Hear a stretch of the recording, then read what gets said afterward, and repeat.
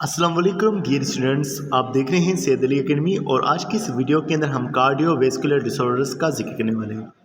अगर हम यहाँ पर इस लफ्ज़ को देखें कार्डियोवैस्कुलर, कार्डियो यानी कि हार्ट और वैस्कुलर यानी कि ब्लड वेसल्स, यानी कि जो ब्लड वेसल्स या हार्ट से जुड़ी हुई हैं जो डिसऑर्डर्स हैं उनको कार्डियोवैस्कुलर डिसऑर्डर्स कहा जाएगा।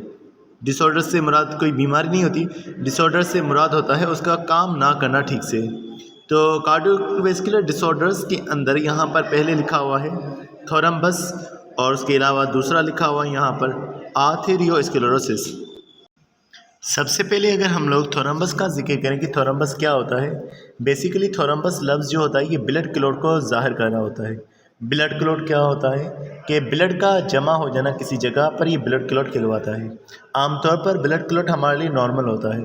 और ब्लड क्लॉट नॉर्मल किस तरह से होता है, मिसाल के तौर पर अगर कोई हमारी जो ब्लड वेसल है वो टूट गई हो तो वहाँ पर जो ब्लड सेल्स हैं, प्लेटलेट्स हैं, फाइब्रिन है वो जमा हो जाएंगे ताकि ब्लड जो है वो स्केप ना हो सके, ब्लड जो है वो वापस बाहर को जो है वो चला ना जाए। तो ब्लड को रोकने के लिए जो है वो ब्लड क्लॉट्स बनते हैं, जो कि एक नॉर्मल बात होती है। लेकिन अगर वो जो ब्लड क्लॉट है वो ब्लड वेसल के अंदर ही बन जाए तो फिर ये हमारे लिए जानलेवा हो सकते हैं और इन्हें हम थ्रोम्बस कह रहे होते हैं। तो यहाँ इस तस्वीर के अंदर आप जो है एक ब्लड वेसल को देख रहे हैं और ब्लड सेल्स को फ्लो होते देख रहे हैं, जो कि एक नॉर्मल है। अब इस दूसरी तस्वीर के अंदर आप दोबारा से यहाँ पर ब्लड वेसल्स को देख रहे हैं और उसके अंदर आपको ब्लड सेल्स जुड़े हुए नज़र आ रहे हैं। तो इनको हम थोरम्बस या ब्लड क्लॉट कह रहे हैं, क्योंकि ये ब्लड वेसल के अंदर बना हुआ है तो ये नुकसान पहुँचा सकता है। अब इसके अंदर क्या क्या चीज़ें हैं, प्लेटलेट्स हो सकती हैं, फाइब्रिन हो सकता है, रेड ब्लड सेल हो सकता है। तो ये तमाम चीज़ें जो हैं ये मौजूद हो सकती हैं एक थोरम्बस के अंदर। तो अगर यहाँ पर हम बात करें तो सबसे पहले इन्होंने वजह का जिक्र किया हुआ है कि थोरम्बस किस तरह से होते हैं। तो लिखा हुआ है the formation of blood clot within an intact blood vessel is initiated by atherosclerotic plaques. तो यहाँ पर ये बात बयान है कि अगर एक ब्लड वेसल है उसके अंदर थोरम्बस यानी कि ब्लड क्लॉट की फॉर्मेशन हो रही है तो उसकी एक वजह होती है, वो है आर्थेरियोस्क्लेरोटिक प्लाक्स। अब आर्थेरियोस्क्लेरोटिक प्लाक्स क्या होते हैं कि मिसाल के तौर पर एक ब्लड वेसल है, उस ब्लड वेसल के अंदर जो है फैटी एसिड वगैरह जमा हो जाए, फैटी एसिड वगैरह जमा होकर एक हार्ड लेयर बना रहे हैं तो इसे हम आर्थेरियोस्क्लेरोटिक प्लाक कह रहे होते हैं। अब ये प्लाक जो है ये क्या करेगा, तो लिखा हुआ है the plaque when destroy the endothelium of the blood vessels. Blood vessel की जो लेयर है, सबसे अंदरूनी लेयर एंडोथेलियम की बनी हुई लेयर, अगर वो डिस्ट्रॉय होगी तो डिस्ट्रॉय होने की वजह से डैमेज तो हुआ है तो क्या होगा, platelet gather at the damage site to initiate the process of clot, कि मज़ीद वह ब्लड वेसल डैमेज ना हो तो प्लेटलेट्स जमा हो जाएंगी और ब्लड सेल्स जमा हो जाएंगी ताकि क्लॉट बना करके उसको रोक सकें। अब क्लॉट्स कौन से बनेंगी, थोरम्बस बनेगा या फिर एम्बोलस बनेगा। अगर ब्लड क्लॉट एक ही जगह पे पड़ा हुआ है तो वो थोरम्बस कहलवाएगा, लेकिन अगर वो ब्लड क्लॉट एक जगह से टूट करके पूरी बॉडी में ब्लड सर्कुलेट के साथ जो है वो घूम रहा है तो वो एम्बोलस कहलवाएगा। तो लिखा हुआ है thrombus and embolus are potential life threatening blood vessel problems that increase the risk of having a heart attack or stroke. ये थोरम्बस और एम्बोलस ये दोनों ही जो हैं ये हार्ट की मेजर प्रॉब्लम्स का जो है मामला हो सकते हैं। इसकी वजह से हार्ट अटैक भी हो सकता है, उसके अलावा स्ट्रोक भी हो सकता है।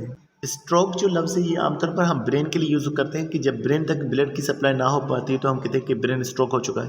तो ब्लड को असल में ये आगे जाने नहीं देते। अभी यहाँ पर आप नॉर्मल ब्लड फ्लो को देख रहे हैं कि ब्लड जो है वो नॉर्मल एक ब्लड वेसल से फ्लो करता जा रहा है। और उसके अलावा अब आप एम्बोलिज़म को देखेंगे कि जो एम्बोलिज़म है वो किस तरह से होते हैं। जैसे कि आप यहाँ पर देखें कि ये ब्लड क्लॉट हुआ पड़ा है और यहाँ पर बहुत सारा जो है ब्लड जो है सेल जमा हो रहे हैं, लेकिन अब एक टुकड़ा इसका अलग हुआ और ये टुकड़ा अब ब्लड में जमा होता जा रहा है तो ये जो है एम्बोलिज़म कहलवाएगा। तो यहाँ पर लिखा हुआ है कि thrombus happens when a blood clot or thrombus grows in the blood vessel.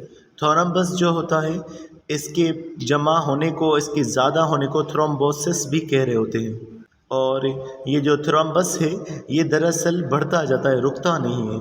आगे लिखा हुआ है this can reduce blood flow, इसके वजह से ब्लड फ्लो जो है वो रुक जाएगा, कम हो जाएगा। और एम्बोलस के बारे में लिखा हुआ है an embolus is any foreign material travel with in the body, जो मटेरियल ब्लड के अंदर ट्रेवल कर रहा है वो एम्बोलस कहलवाएगा। 90% जो एम्बोलस होते हैं वो थोरम्बस ही होते हैं, तो इसे थोरम्बे एम्बोलस कहा जाता है। आगे हम बात करें तो लिखा हुआ है if it becomes stuck and severely block the blood flow this issue is called the embolism. अगर एक एम्बोलस जो है वो जा रहा है और ब्लड को फ्लो को रोक रहा है तो इसे हम एम्बोलिज्म कह रहे होते हैं।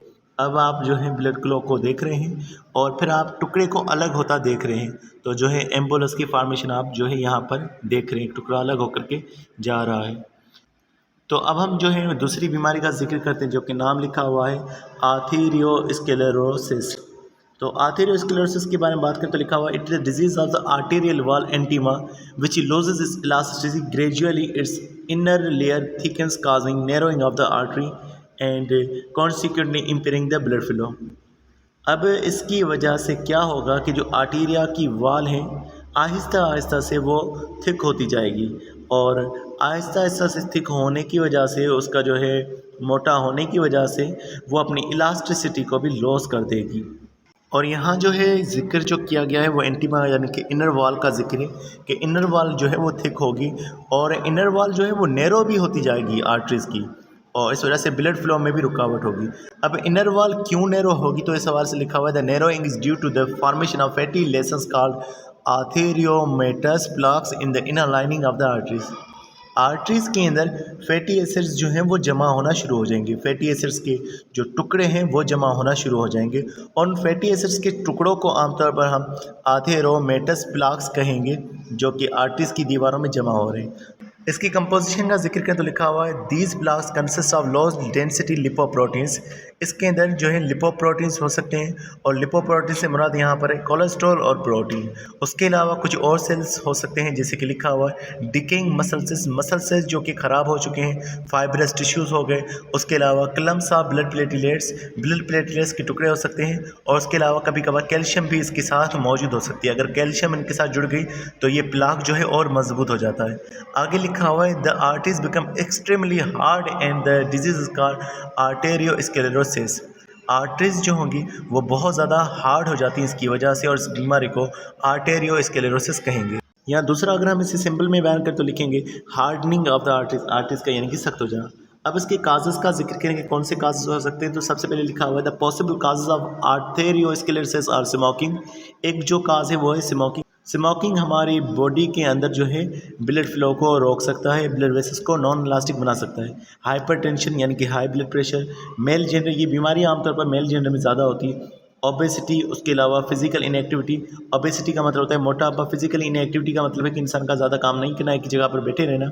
उसके अलावा हाई सीरम कोलेस्ट्रॉल लेवल, अगर वो कोलेस्ट्रॉल उसकी बॉडी के अंदर ज़्यादा है तब भी ये बीमारी हो सकती है। उसके अलावा सेवर डायबिटीज़, अगर डायबिटीज़ है। Family history of arterial disease, अगर ख़ानदानी तौर पर ये बीमारी चलती आ रही तब भी ये हो सकता है। और उसके अलावा लिखा हुआ एंड पॉसिबली एन एंजाइयस और एग्रेसिव पर्सनैलिटी, अगर इंसान जो है वह परेशान रहता है या गुस्से वाली उसकी जो है पर्सनैलिटी है तब भी ये बीमारी हो सकती है।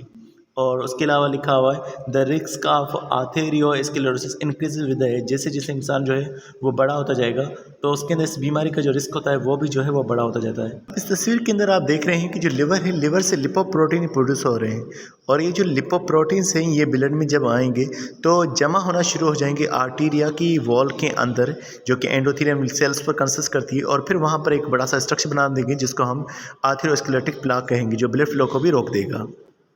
तो डियर स्टूडेंट आज के लिए बस इतना था। नेक्स्ट वीडियो के अंदर इंशाल्लाह हार्ट प्रॉब्लम्स का जिक्र करेंगे, तो मिलते हैं नेक्स्ट वीडियो में। तब तक बहुत सारा ख्याल रखिएगा। अस्सलाम वालेकुम।